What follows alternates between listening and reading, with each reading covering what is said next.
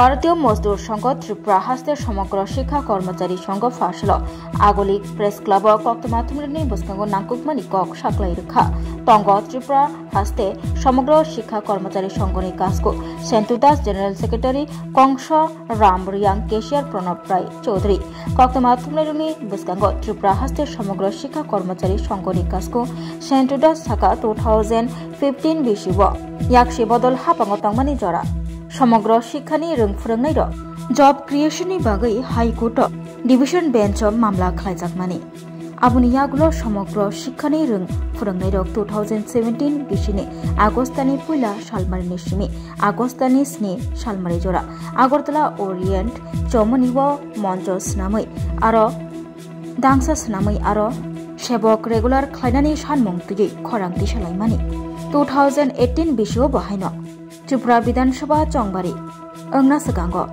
रोंफोरोंनाय रगनि सेबक खालायनाय रगनो रेगुलार खालायनानै कक सामानि फियाबा ताबकसाक जराति खालाय जायगाखौ त्रिपुरा हासनि मन्त्रिग्रा प्रफेसर डॉक्टर मानिक शाह अ नभेम्बर तालनि फाइनाय चिनि सालमारिवा जुदिसे कगलाम सालायना बागै गोरोंगिया हिंके फाइनाय चिनि सालमारिवा रवीन्द्र शतबार्षिकी भवन बसकांग हिमबतक रेलि खालाय खादमा फुनुगै रों तां बेदकनि तांफांनो डेपुटेशन याफानानि कक साकलाय रेखा त्रिपुरा हास्ते समग्र शिक्षा कर्मचारी संघनि काजको सेंटू दास ভারতীয় মজদুর সংঘের অনুমোদনপ্রাপ্ত ত্রিপুরা রাজ্য সমগ্র শিক্ষা কর্মচারী সংঘের পক্ষ থেকে প্রীতি ও শুভেচ্ছা জ্ঞাপন করছি।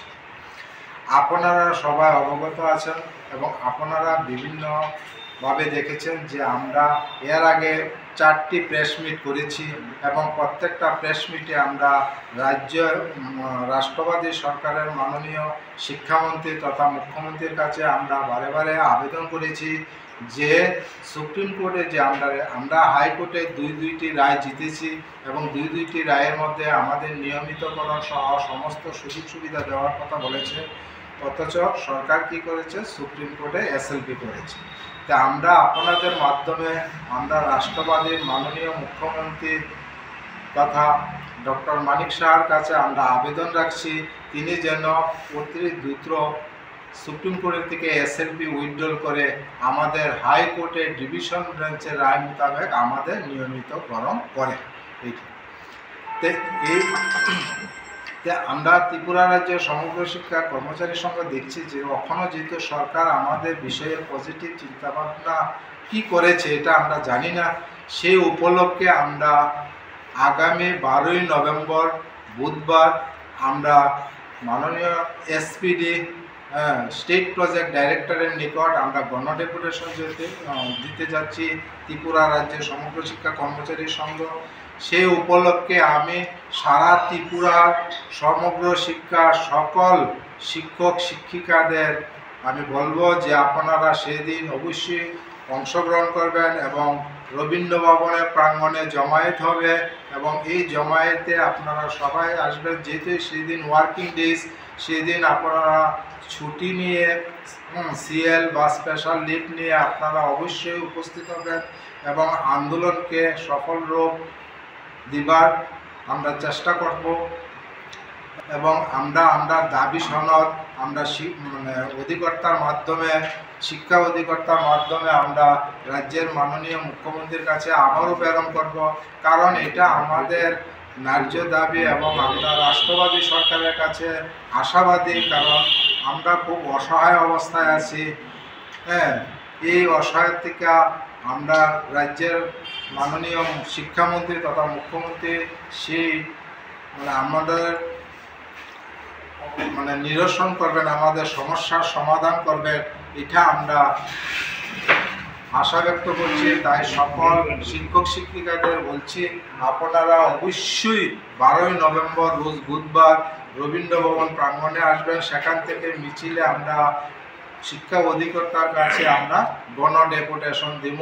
আমাদের দাবি হবে একই নিয়মিতকরণ, সুপ্রিম কোর্টের থেকে এসএলপি উইথড্রল করে হাইকোর্টের ডাবল বেঞ্চের রায় কার্যকর করার জন্য আমরা দাবি নিয়ে আমরা শিক্ষা অধিকর্তার কাছে যাব এবং আশা করি আমরা রাজ্যের রাষ্ট্রবাদী সরকার আমাদের এই সমস্যার সমাধানে দ্রুত ভূমিকা পালন করবে। মুখ্যমন্ত্রীকে সম্পূর্ণ বিষয়টা একবারে আমরা প্রথম কেসের থেকে একবারে শেষ পর্যন্ত সম্পূর্ণটাই বুঝাই দিয়েছিলাম। সেদিন ছিল 27শে অক্টোবর 2024, কিন্তু দেখা গেছে এর 1 মাস আগে 27শে সেপ্টেম্বর 2024 এটা এসএলপির লেগে সুপ্রিম কোর্টে মানে চলে গেছে।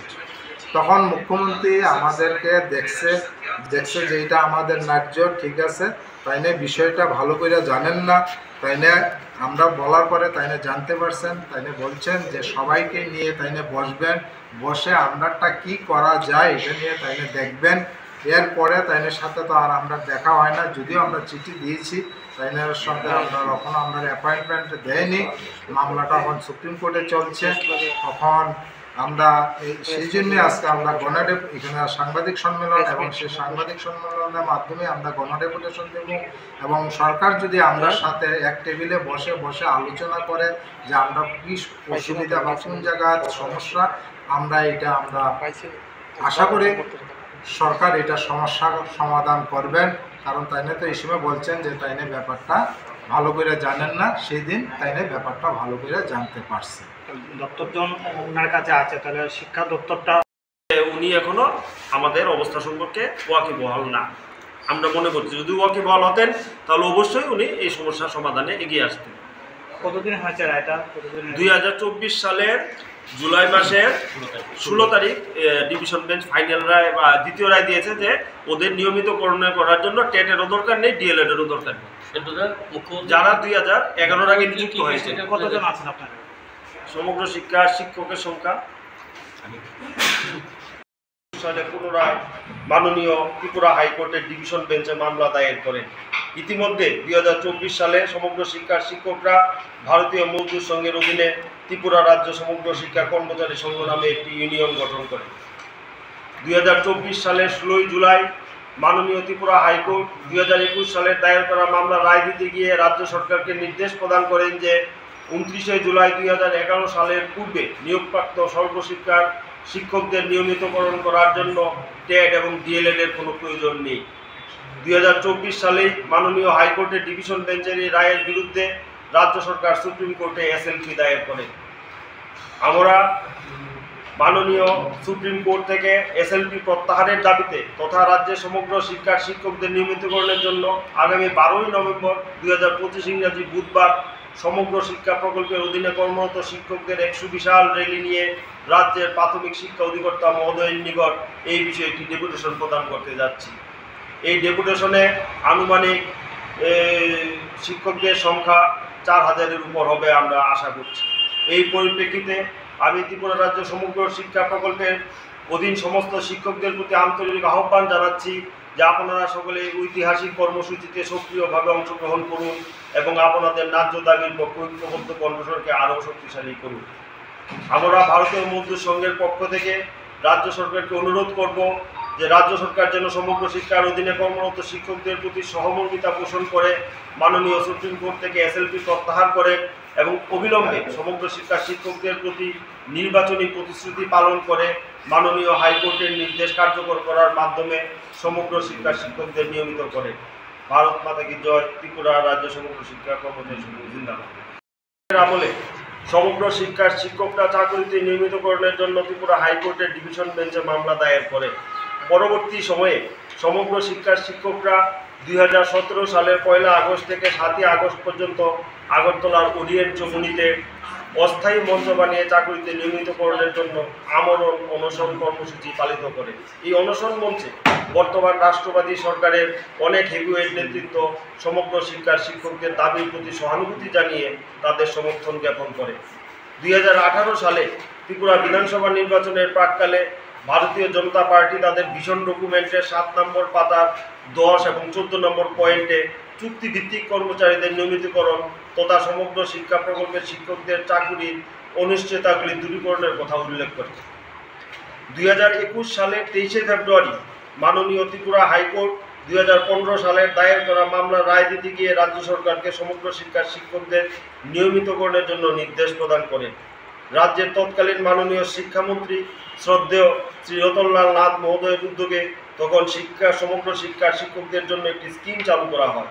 এই স্কিম মোতাবেক যে সমস্ত সমগ্র শিক্ষার শিক্ষকরা টেট এবং ডিএলএড কোয়ালিফাইড ছিলেন এমন 113 জনকে নিয়মিতকরণ করা হয় এবং বাকিদের জন্য নিয়মিত বেসিক এবং বাৎসরিক 3% ইনক্রিমেন্ট প্রদান করা হয়। জুলাই যে রায়ের পরে 4191 জন শিক্ষক সমগ্র শিক্ষায় আছে। 4191, তার মধ্যে এই ক্যাশ বিষয়ে যারা এঙ্গেজ আছে 380।